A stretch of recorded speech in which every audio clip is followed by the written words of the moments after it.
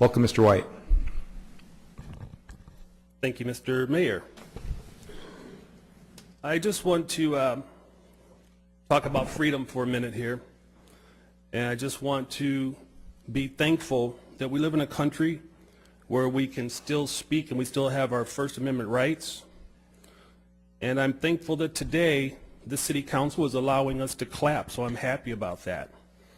And I hope we're able to keep that up. That's nice that you're allowing the citizens to clap today. That's a good thing.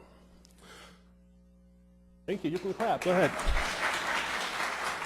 It's your right. So it's your right. So if you don't use your rights, you will lose them. You lost your gun rights here, and you're about to lose your rights to your property here. And that's because you didn't exercise it early enough. You didn't understand who was taking it from you. Tomorrow I'll be doing a show on the Rick Amato Show at 7 p.m. on the One America News Network. Like Diane said, 116 on your television set. And we will be fighting BLM, who is now in California taking over our land. They're the same people trying to take over your land. And we're going to be fighting them at Vail Lake Resort. That's the land that they want now. They want that water. And they want all the land around it, including 3 million acres. They are not going to be done until they take everything. They want Murrieta as well. If you allow this city council to change your zoning codes, I guarantee you the BLM, the MSHCP, SCAG, Southern California Association of Governments, and the WRCOG, Western Riverside Council of Governments, I guarantee you, you will see more transitional housing, more supportive housing, more lower than low income housing. The City Council has a housing element that they have to hit. Let me explain what a housing element is.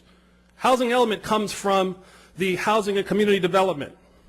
This housing element that they have means that they have to bring lower than low income people into your neighborhood. They have to fulfill this quota. Basically all of our cities, even though we have Republican city council members and we have them throughout Riverside County, all of our cities are on a welfare program. Today, what you're going to see is us putting in our welfare application. In order for us to continue to get this welfare money, we have to change your zoning codes. So I'm telling the citizens of Murrieta, the citizens of Temecula, the citizens of all Riverside, that as long as I'm living here, I'm going to stand up and continue to fight for freedom.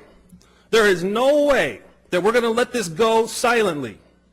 We are going to do whatever it takes to take these cities back.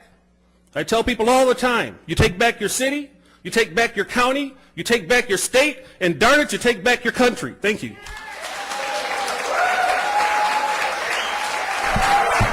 Ladies and gentlemen, while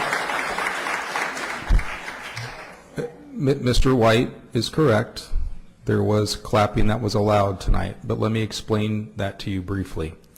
The first gentleman that spoke was a veteran and was reunited with another veteran that he hadn't seen in 11 years, and the crowd clapped. I erred to not correct that, because typically we like to be fair to everyone. You could imagine if you disagreed with someone and we allowed outbursts from the crowd. So it's not to limit your speech or anything like that.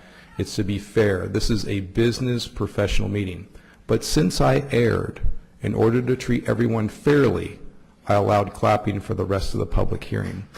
So that was just to be fair. But moving forward, please, if you agree with the speaker, now that public comments are over, please raise your hand in support. That will keep an orderly meeting. You could imagine if you didn't agree with the speaker and there were outbursts from the crowds, that wouldn't be fair to everyone. So we're just trying to be fair and hold a professional business meeting. So thank you for your consideration on that.